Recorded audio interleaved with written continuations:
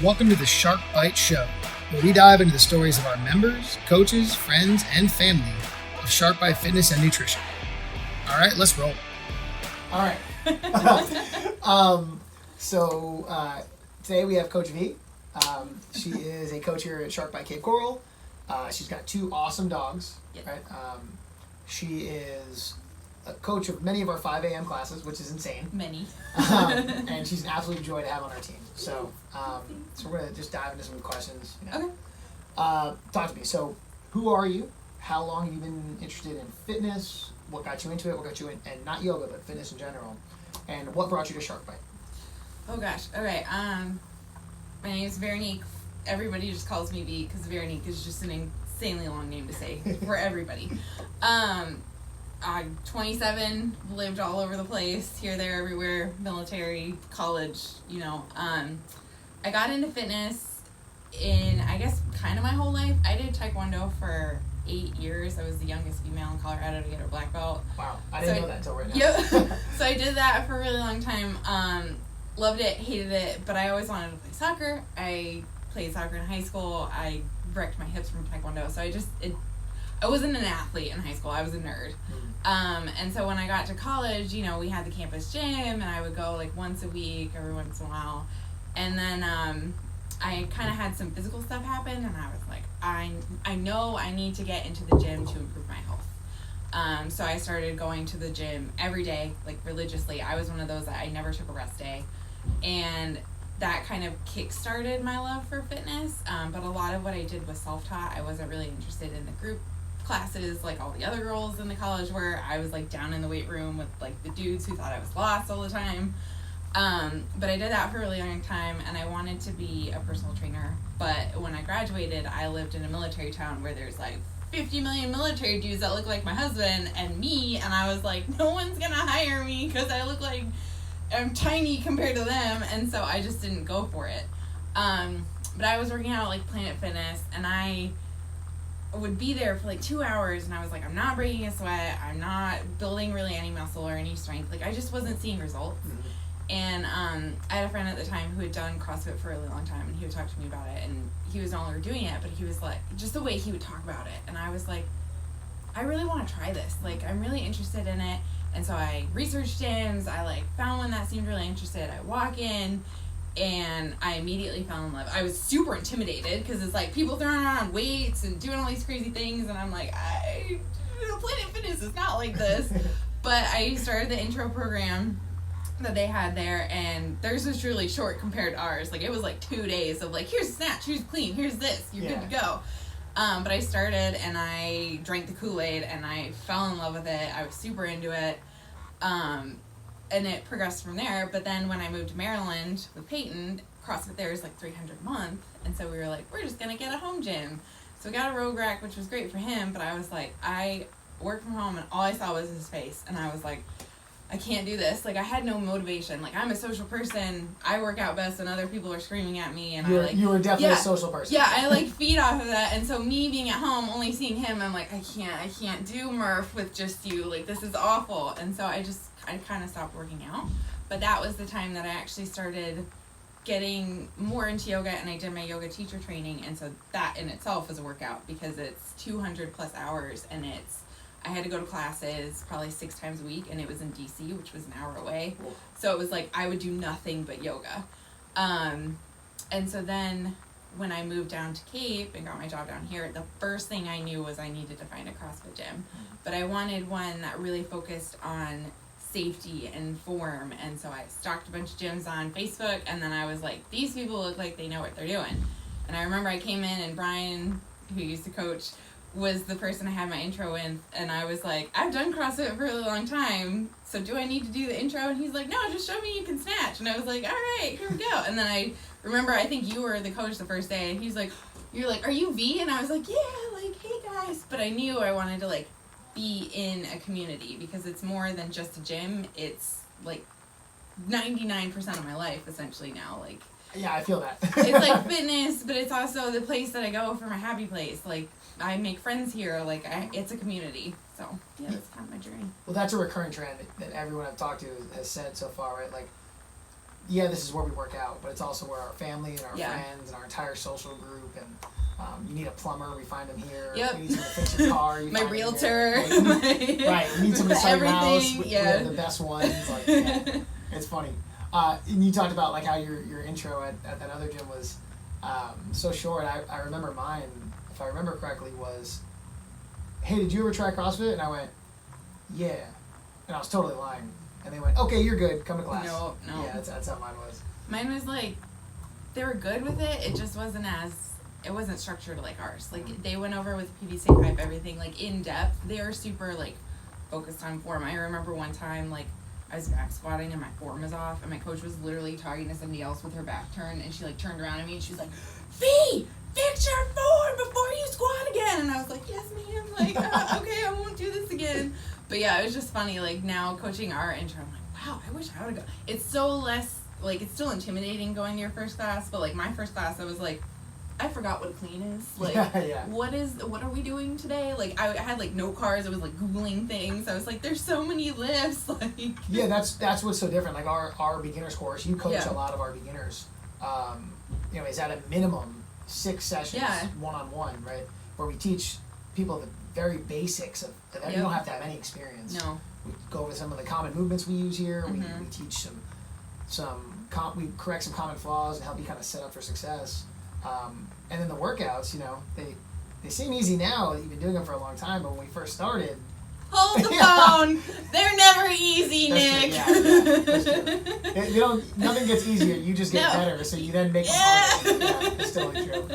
But I know that I love that when people come to classes, they've had at least like 2 weeks of working with a coach by that point. You know. Yeah. So they're not nearly as terrified. No, but I love reminding everybody, like, we all started somewhere. Like, I could barely lift the barbell overhead when I first started. Like, I remember being, you know, like, a coach in my face, like, come on, you can get it up, you can get it up. And I was like, I can't get it up, I have a shoulder injury. And they're like, you have the strength to get it up. And then I finally got it up overhead, but that took me months. Like, where I started to where I am now, like, I've progressed, I've regressed. Like, it's every sort of ebb and flow of being an athlete.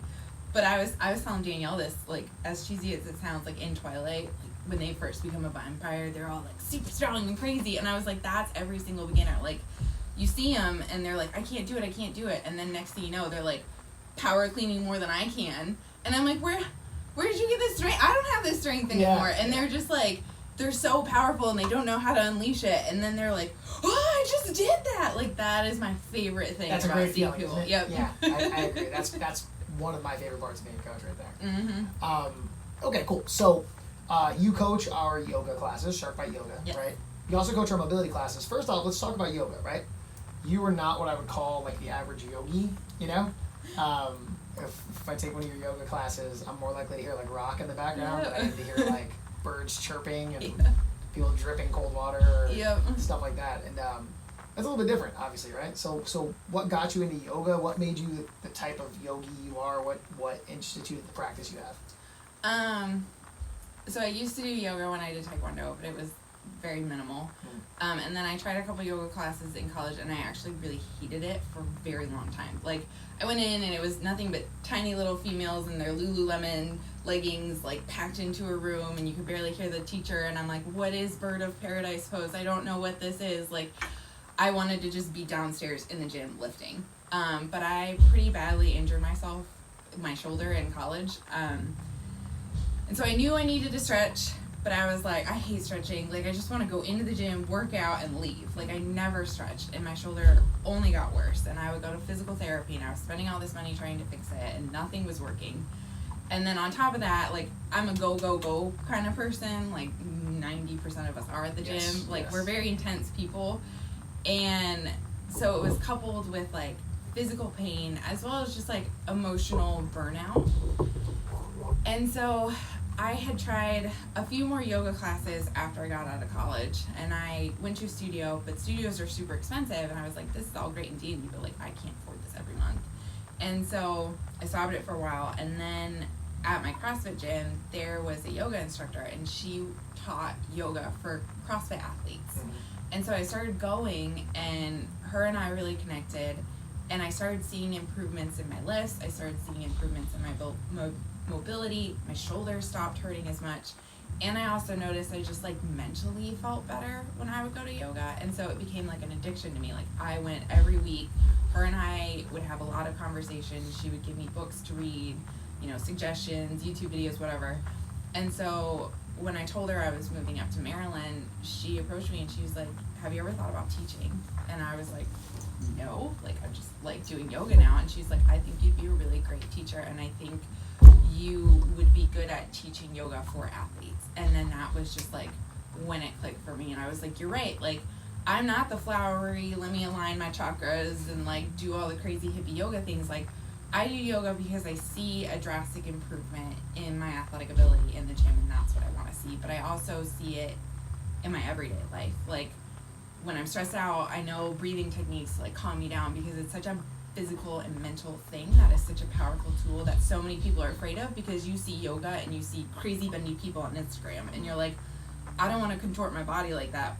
I can't contort my body like that. Like I am never interested in doing those poses. What I like is what's called yin yoga, and that's a lot of what I've taught in class here. Is it's more of a restorative yoga. I like to call it gentle napping. Like you basically take a bunch of props, you allow your body to ease into a stretch, and you always kind of hit that sweet spot where you start to feel your muscles relax. Like if you've ever worked with Josh, like he'll be holding something and it gets really uncomfortable and he's like, we're almost there. And then all of a sudden you just feel like this melting sensation. That's what yin yoga is.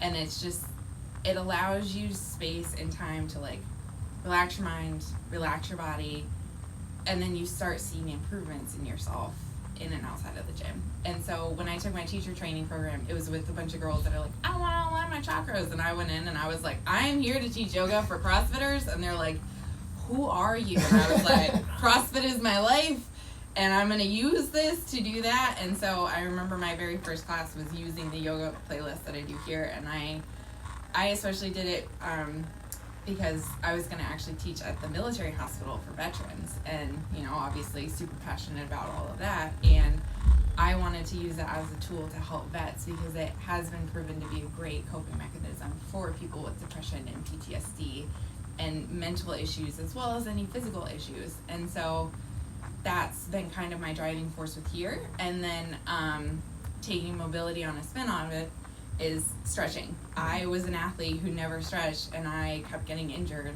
And then when I started stretching, I stopped getting injured as much. And so I want to teach people here the tools of just taking 5 minutes to stretch your body is a huge, drastic improvement. It's like reducing your soda intake or drinking a glass of water when you wake up in the morning. Like it's a simple habit that you can build into your routine as an athlete that creates drastic results. And so that's why I started mobility and doing yoga. Yeah, so I remember when we first talked about you started yoga classes here, I know that I wasn't super for it, right? Because my experience with yoga has been, I'm going to walk into a class, the coach isn't going to talk to me, I'm going to predominantly be one of the only males in the class, I'm going to have no clue what's going on, you know? And we're going to sit in poses for 5, 6, 7 minutes that I'm not comfortable with, that I don't know how to do, and honestly that I'm not able to stay mentally engaged in, you know? And that's okay, like if that's what people like, right? I think that makes a lot of sense if that's the practice you're looking for. But I think about it like, you know, I'm a 32-year-old guy. I'd like my shoulders to not hurt. I'd like my hip to not hurt. I'd like to squat more and do more pull-ups, right? So if you're telling me, okay, I do this once a week for 15 or 20 minutes and it's going to make a big difference, like, you sold me. That's it. Like, that's what I want to do, you know? And I remember in the first yoga class of yours I went to, I was like, that's the first class I've ever made it through without trying to leave. You know? Every other yoga class I've been like, oh man, I gotta take a phone call or something, you know? Well, if it makes you feel any better, I felt that way with like most of my yoga classes. Yeah. Like I'll take like a power flow or whatever, and I'm like, I'm out, I'm good. But my favorite thing is when I call it yoga high, and so it's that mind-body connection where you allow yourself to fully relax. Like think about how many times you actually allow yourself to relax. Like if you're chilling in front of your TV, drinking a beer or a glass of wine, watching Netflix, you aren't really allowing your mind to relax. Or if you're sitting in your chair scrolling on your phone, you're not relaxing. But when you're on your yoga mat, your phone's away from you, you have somebody guiding you through something, you know, kind of whatever chill music playing in the background, and you have no distractions other than what you're doing in that present moment, and you let yourself actually relax, you'll find that when you channel into your breathing and just noticing what's going on in your body, because we have so many other distractions distracting us than what's going on in our body, that once we focus in on that and just kind of check in with ourselves, it just creates this release of endorphins, and then all of a sudden you come out and you're like, am I drunk? I feel drunk. There have been classes I've gone to where I'm like, I can't drive right now. Like, I am not okay. I've heard that talked about after classes, yeah. And so it's, in using that, and I think especially after this past year and everything that everybody's been going through, checking with your mental health and finding tools to do that is really important. And, you know, therapy's expensive. Other things, you know, other coping mechanisms or tools that you can use are expensive. Whereas just taking the time to learn how to breathe, that's free. You know, we all have lungs. Use them. Use your mind. Connect with yourself. And so that's what I'm trying to get for not only improving yourself as an athlete, but just yourself as a person, using that quick tool. Well, so out of Shark by Yoga, which has been awesome, you know, we kind of developed Shark by Mobility, right? So that's every Thursday at 6:30, right? And I know that, like, that's something that I absolutely try to open my schedule up for every single week. I'm super busy, and I do my best to be at the Cape Coral Gym Thursday night at 6:30 every single time, because, you know, just knowing that we had squats that week, right? And I know that you're going to focus on squats. Knowing that today we did that Cali Bear workout with an insane amount of clean and jerks and heavy weight, I feel confident that when I show up tomorrow night, you're going to have something prepared for me so that I'm ready to work out again on Friday. You know? I love that. I think that's fantastic. Yeah, I've had a lot of fun teaching it, and it's challenged me too with, like, my knowledge base, because yoga is kind of a set, you know, plethora of poses that sometimes gets old. And so with mobility, it's actually really challenged me to look into other stretches that you can do, and kind of not physical therapy, but close to. And, you know, I worked closely with Josh, and Josh is subbed when I can't make it or had to coach. And so the two of us have kind of been morphing mobility into its own thing, and I've just seen drastic improvements. Cough, cough, Josh Janney doing it overhead. But just seeing things like that, and, you know, people coming out of it and like, oh, I finally stretched myself out, and, like, I feel so much better. Lucas came last week, and we were like, yes, like, just coming in, accepting that you're sore, knowing that going to bed sore probably won't fix it. But doing something minor, like, it's 30 minutes. You sit and scroll on your phone for 30 minutes. Like, you can find the time. I mean, so I've been doing functional fitness, CrossFit stuff for what has to be like 9 years at this point. And I don't think I could overhead squat for the first 5 of them, you know. And lots of people told me, go do some mobility, you know. But if I've had this, like watching Josh and Luke and a bunch of other, especially our very immobile guys, the amount of result they've had in such a short period of time, just from, you know, some targeted activities while we're all laughing and having fun for 30 minutes, is pretty awesome to see. Yeah, I remember when I first met Peyton, he was a powerlifter, and he was like, I'm anti-mobility.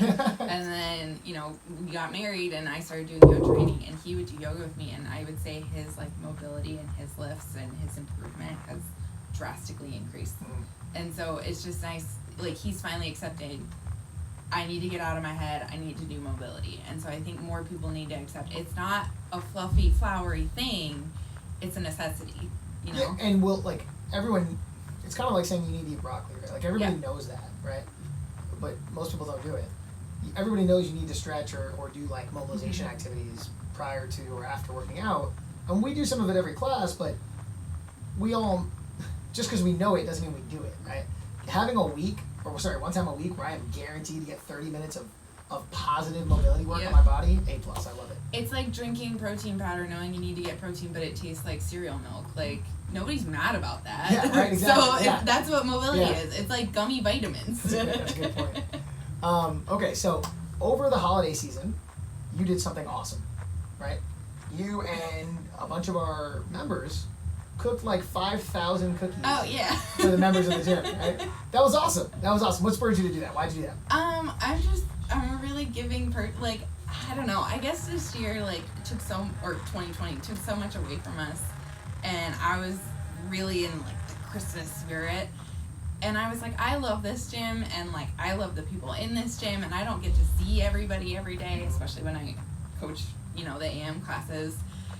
And so I just remember sitting there, I was like, I want to bake, I don't want to eat all the cookies. I do want to eat all the cookies, but I won't eat all the cookies, but I really want to bake. And then I just texted all the girls and I was like, how do we feel about baking for the entire gym? And most of them were like, you're kidding, right? And I was like, no, I'm dead serious. And then when I messaged you about it and I was like, I'm just spitballing this idea, and you're like, yeah, go for it. I was like, seeing this cookie baking operation go. So it was like us eating frosting, like doing sprinkles. Like we had like a conveyor. Like I was making cookies.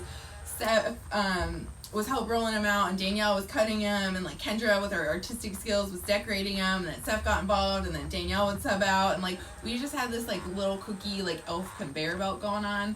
But like by the end of it, it was just so satisfying because it's like making a meal for your family. Yeah. Like when you sit down and you're like, I love you all, here you all go. Like that's how it felt to us, to just have something where it's been such a tough year and the holidays and a lot of people can't see their families or do like their normal Christmas things. It's like, but you guys are like my family and we're each other's family. Like, yeah, and you're only here at certain times of the day. I was here through a lot of the time, basically the week after you did those, and man, just the amount of excitement of people just walking in and being like, you did what for me? Yeah. You guys, your gym did what? It was awesome. And it's also like, oh, I just did this really intense workout. Now I get a cookie I'll afterwards. cookie, like it's like nothing beats that. I may or may not have cleaned up all the ones that were left at the end. That's fine. Okay, so encompassing all of it, functional fitness, yoga, mobility, like what's your favorite part about working out? Like what do you use it for? Stress relief. Like I just want to be a healthy individual. Like I really value that in life. I don't want to be someone that's hunched over at 80 and relying on drugs that cause more issues and I need more drugs. Like I want to be one of those like jacked people throughout my entire life that's just doing what you're supposed to do and allowing your body to do what it's supposed to do and not relying on other things to carry you through. And so I really value health, and then I am the psychopath that always works herself to death. And so coming in here and like putting my phone away, lifting heavy things and putting it down, like joking with all the other members and just having that positive environment, like that just drives me every day. Like I notice on the days, like unless I'm taking like an active recovery or rest day, if I don't come to the gym, I'm a completely different person. Yeah, like same. I'm not myself. I'm grumpy. Like I just don't feel good. And so I, even if I scale back a workout or I'm just moving, like I'm still here. I'm still doing what I know I need to do to better my life. And so that's my favorite part. Yeah, I'm with you on that one. We talk about this at every staff meeting. It's, I know that we all work here, right? But during your hour of workout, leave me alone. I tell you guys, leave me alone. Yeah. I leave you guys alone. I know Crystal doesn't hassle anybody during workouts, either Sue or Layla, and the idea is like that hour is sacred. Yeah. It does so much more than just the exercise portion of it. Oh yeah. Yeah, I know for me it does. It sounds like it does for you too. Yeah, when I was in college, my nutrition professor, he and I, like, we were close family friends, and he told me that one of his mentors told him, like, your day is actually 23 hours, it's not 24, because that 1 hour is when you need to, like, just focus on fitness and make that your sacred hour, and then you just plan your day around the rest of that. And so, ever since he told me that, I've just kind of adjusted my life to, like, no, I need to go to the gym. Like, especially when I started CrossFit, like, I completely revamped my life. Like, it was like, I don't want to go out on a Friday night and go drinking because I want to be at the Saturday morning class. I want to be my best self, or like I want to eat healthy because I want to be at the gym. Like, it just became such a like, this is the place I want to be, and I'm gonna readjust my whole life. Like, or if people are like, oh, do you want to hang out? And I'd be like, but the gym. Like, it would be like, but that's my workout hour. Like, maybe. Like, sounds like a terrible person, but it's sacred, and it's just, you want to be here. You're preaching the choir now. I spend 99% of my life in one of our gyms. Yep. I'm literally happy about it all the time. Yep. So, all right, what about being a coach? Right, because that's different. That's different than like that. Being a good worker outer doesn't mean you are or should be a coach. And I didn't tell you I was gonna say this. At the development level you are as a coach right now, you are so much better than you have any right to be. Like, nobody this new is ever this good at being a coach. Right? You're hearing that from me. What do you like most about it? Why do you like being a coach? Why did you want to be a coach? Well, I actually kind of didn't, not CrossFit, but I used to like train people just for fun in the gym in college. And I just really liked being involved in somebody else's fitness and like seeing them get really invested in something. And so that's why I wanted to do personal training for a while.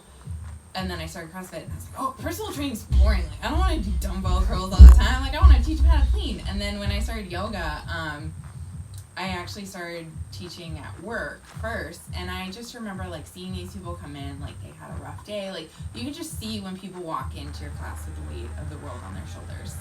And it's especially hard as a coach when the weight of the world is on your shoulders.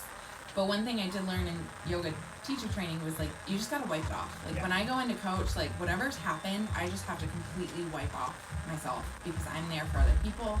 They're there for me. Like it's a sacred moment. Yeah. And so I started teaching there, and I was like, I really love this. And, you know, people seem to really enjoy my class, and I vibed with them. Like, it was just this energy going back and forth where I was like, I love coaching them, they love coming to my class. Like, I feel pure joy out of doing this. Because it almost feels, you know, it feels like a selfless act to be like, I'm here supporting all of you people. Yeah. And so then I'd always thought about coaching CrossFit, but I was like, you know, it's just, I never thought to do it. Like, I never thought to go out and get my level 1 and be like, oh, I'm going to be a CrossFit coach. It just was like, oh, just be an athlete, that's fine. And then when you asked me to coach, like, I was literally dumbfounded. Because I was like, I've thought about this for so long. I've talked to Peyton about it. Like, I just called him and I was like, oh my gosh. Like, oh my gosh. And so then when I started shadowing, I was super nervous. Oh, I feel like I'm going to be terrible. Like, what is CrossFit? I don't know what any of this is anymore. How do we actually do a class? I don't know. I've only ever been in a class. Like, I started freaking out. And then I remember it was like one night, I think it was Jim. He just kind of like was like, surprise, I'm going to throw you the reins. Like, I got to, you know, I'm just going to take a step back. And it was a massive class. And it was the first time I taught more than a warm-up. And like every time I taught the warm-up, I was like stuttering and like, and I just remember like popping up there. And I used to do theater a lot. So I love actually being in front of crowds. And so I just like popped up and I was like, guys, this is what we're gonna do. And I was like all sorts of crazy energy like you have. And I remember standing out there and I was like, I feel fantastic. Like, I love seeing all of you. I love seeing you lift. Like, I love giving positive feedback or like guidance when you need it, or just honestly like a helping hand if somebody's having a bad day. Like, and you can just tell with members, like sometimes you need to give more to them, or sometimes like they want their space, like they want their zone, and you're just like, you're doing great. Like, I love being able to give that to other people. And like, I remember after that class, like Jim just, you know, did his gym circuit me.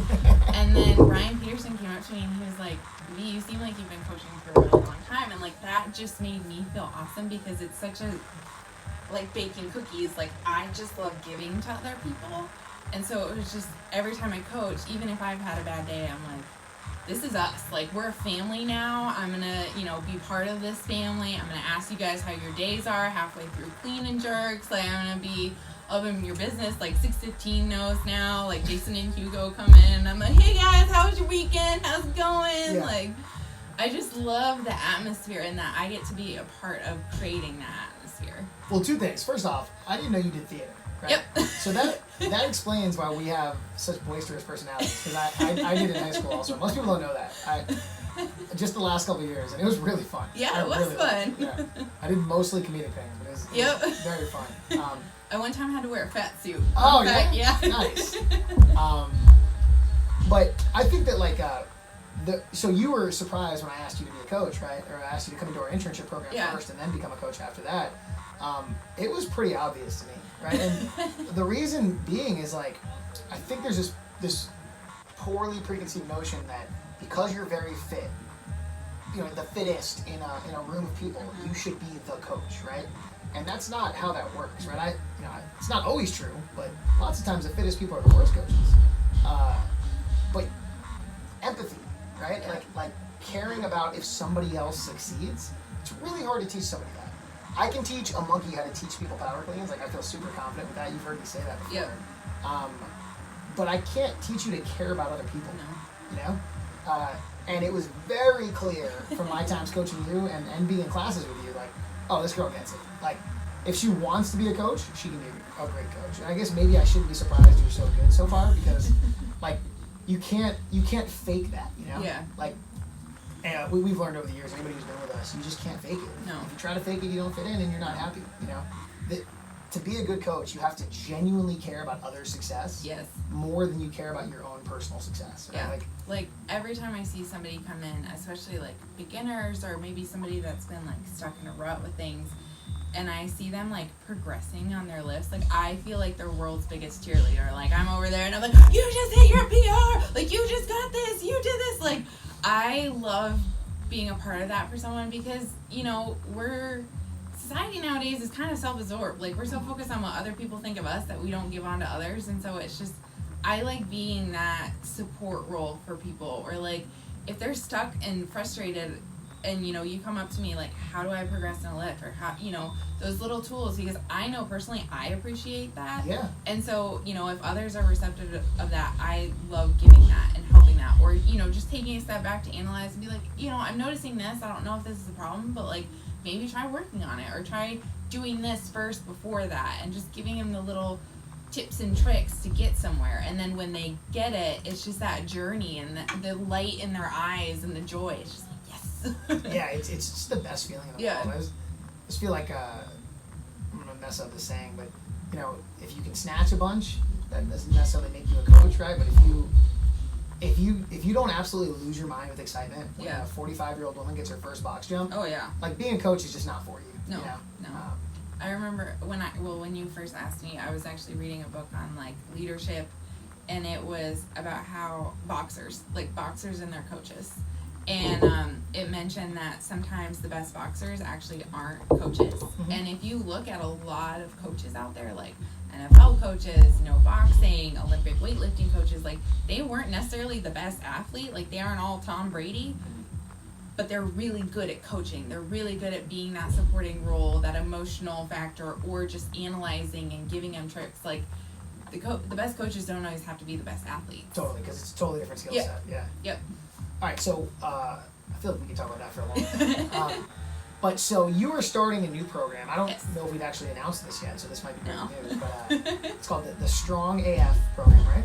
Club, yes. The Strong AF Club. Sorry. So give me like your elevator pitch, because we'll put a whole bunch of stuff out about it. Give me your elevator pitch about what we're doing in a couple minutes or less. Okay, so Strong AF Club is aimed at females right now, mm-hmm. and what it is personal development meets working out.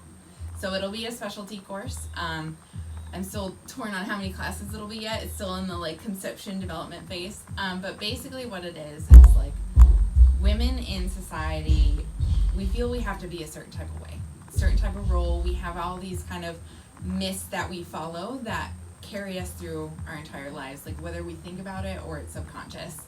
And so my idea of the program is working to strip away some of those myths so that we aren't always, like say you come into the gym and you're a really great athlete, but you leave the gym and you feel self-conscious and you're worried about things or work or whatever it is, your personal relationships. The best type of you is when you're elevated in both aspects. Like you're not two different people when you're in and out of the gym. You're your same person. So my idea is to do the personal development. So we'll get together, we'll do, some activities that I'll have planned. We'll go over some things. We'll address some of those subconscious aspects that might be hidden. And then we'll do a super awesome workout about it. So like the first one is we're going to do lots of tire flips and smashing and ripping apart of things and lifting heavy stuff and putting it down and feeling empowered. And then we'll also address our fears that we might not discuss out loud. Mm-hmm. We'll also address our failures and what we love about ourselves, because I think that's sometimes the hardest thing for girls to say is that we actually like something about ourselves. We're so used to being negative. We'll also work on teamwork, coming together as a group of women and working for a shared goal. And then we'll set goals for each other. And so it'll all be interlaced with a bunch of different workouts that I'll have planned. And I think it'll be really fun. And I also really want to get awesome t-shirts that say Strong AF Club once you finish it. I love it. When we were at the staff meeting and you brought it up, I think I said yes so fast. You thought I was being sarcastic. I was like, this is the best. I cannot wait to start this. Yeah, I'm super excited. Coming from my background where I was in the infantry and there was no women of any kind anywhere, and now having most of our staff between all 3 gyms be female. All 3 of our general managers are women. It's so cool having like seeing you guys all like empower each other. Yeah. Like we don't have any women who cut down other women on our team. Like I love that. I think it's fantastic. Yeah, and I think it's just something that like needs to carry over to so many people. I mean, I've had multiple conversations with some of my girlfriends, and it's like we always think we have to look perfect, be perfect, like be a certain type of way. We always have to excel. We're always, you know, helping others before we're helping ourselves. We just kind of always have this like subconscious push, or we're thinking negatively, like, oh, I look fat today, or oh, my hair isn't perfect, I don't want to go outside, like thinking other people care, and then in reality everybody's like, you look like a bombshell, you're smart as all get out, like you're great, but we never want to accept that fact. And so it's breaking it down to where you have to accept that of you, like, yes, you are beautiful and strong and so empowered, you have to believe that yourself. And so it's just coming together and opening that up and accepting it, and then also pairing it with things in the gym, you know, like I remember I was terrified of going overhead to do like a handstand push-up. I wouldn't do it. I stared at the wall for an hour like screaming and crying, and I was like, I'm not gonna do it. And then finally my coach was like, I will hold your legs and guide you there. And it was just such like a in life but also in the gym moment that I had for myself when I went overhead. And I was like, I just faced a massive fear, like I got over it, and now I can do handstand push-ups. And I was like, oh my gosh. But it's moments like those, or like deadlifting, like, oh, you know, a lot of us are like, I just want to be skinny. And then you drink the Kool-Aid and all of a sudden it's like, no, I want to be jacked. Like, I want to like, do you do me? And so it's going in and being like, I can deadlift a lot of weight. I can deadlift more than some guys in the world. Like, Oh, yeah. It's just like feeling that empowerment of strength. And so coupling it with both, you know, how you are mentally and emotionally, and then how you are in the gym is what I want to do. So we'll probably do a whole podcast on that program when we're ready to announce it formally. Oops. Sorry, Katie. I didn't mean to put that out early. Don't put a camera in front of me. But like I've been doing intros with members at our gyms for close to 7 years now, and one of my favorite trends that I've seen was women used to always come in, not always, but very commonly say things like, I want to be skinny, right? And one of my favorite transformations is watching that change into, I want to be strong. Oh, yeah. You know, I love that. That makes me really happy. Yeah, it's just, it goes from like, well, and it's also like, you know, the cultural shift. It was, when I grew up, it was looking like Taylor Swift with the thigh gap. And I'm like, that's never gonna happen. Yeah. And then coming here, and it was just like, I'm seeing women with like big biceps, like lifting heavy weight. And I was just like, yes, like they're beautiful and strong and awesome, and I want to be like that. Like, it's just, and then, you know, having other people be like, yeah, you can do it, and having guys in the gym cheer me on to like lift more weight and stuff like that. And it's like, it's just this whole, and that's what I love about the gym too, is like none of the guys look at me and like, V, you're a woman, put that deadlift down. Like, instead they're like, get more weight on the bar, let's go. Like, even with reindeer games, it felt like prom, where all the girls are like, I don't know who wants to ask me to prom, and then all the guys are like, you want to lift heavy like, I want to lift heavy stuff too, let's go. And it's just, that's what I love about this culture, is because I would go to other gyms and you'd have the bro dudes looking at their biceps in the mirror, and they look at you like a piece of meat. You come here and it's like, they're your best friend and they're cheering you on. And so it's a safe environment here, which I don't think a lot of women get at other gyms, because they do feel so objectified, or, you know, somebody's wanting to critique their form, and it's like, or you could just ask my number and that would be a lot easier, so please leave me alone as I back squat. And so here, but instead it's so many, you know, males and females and just people supporting each other. And I think that's what's really great about this gym environment, is it is very open, and it can be intimidating for people who are new.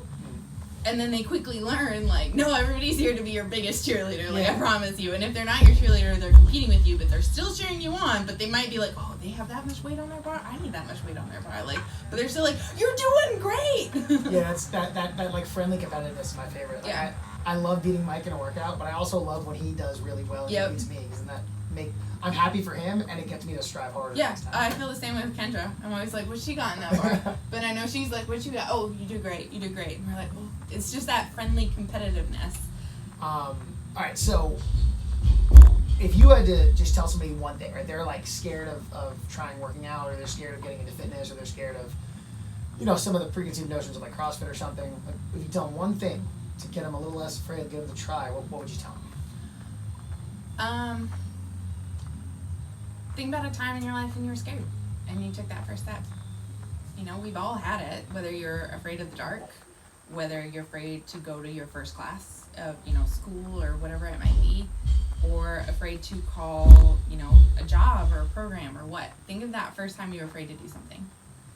Now think about when you did it. How did you feel afterwards? It's the same thing. Yeah. We're all afraid to step in here for the first time. I even did CrossFit for a really long time and I was afraid to come in here. It's new, it's that anxiety, it's the unsure. Some people thrive with it, some people are terrified of it. But what is preventing you from coming in? And is that really helping you, being afraid of that? Are you afraid to improve your health and live your life? Because what's your alternative? Going to the doctor and, being put on something that could wreck you even more? Or is it literally putting on some tennis shoes, walking in here, facing your fears, realizing, no, we're not going to throw a heavy weight at you right away. Instead, we're going to be like, here's step one. Yeah. And it's a literal baby step. And then step two. And we're going to guide you on that journey. Or would you rather just sit at home and be, unhappy and scared? So take that time when you're afraid. Remember the positive outcome that happened and apply it to here. Because it's the same thing. It's just a baby step. It's that first step. I like that. Just take the first step. This has been awesome. Thank you. Thanks, Dave. I'll put a bunch of stuff in like the show notes. But if anybody wants to find you, we got Shark by Yoga, we got Shark by Mobility. Yes. How could they get a hold of you? Just come to 5 a.m., 6:15. There we go. Show wake up at 4 a.m. You can see Normally all always that. be here. Saturdays too, I'll be here. Thursdays at 6:30. 6:30 p.m. Be here, be sore. 6:30 p.m. for Shark by Mobility. And then we may be bringing some of that to Fort Myers soon, right? Yeah. Yeah. Yep. Awesome. Thanks, V. Thanks. Good job. All right, thanks for hanging out with us today on the Shark Bite Show. If you'd like to get a hold of us, you can find us on Facebook or Instagram at Shark Bite Fitness and Nutrition, or on our website at sharkbitefitness.com. If you'd like to find out more about our guests, their information will be in the show notes. If you'd like to talk to us about getting more fit, feel free to schedule a free no-sweat intro at one of our locations in Cape Coral, Fort Myers, or Naples, Florida.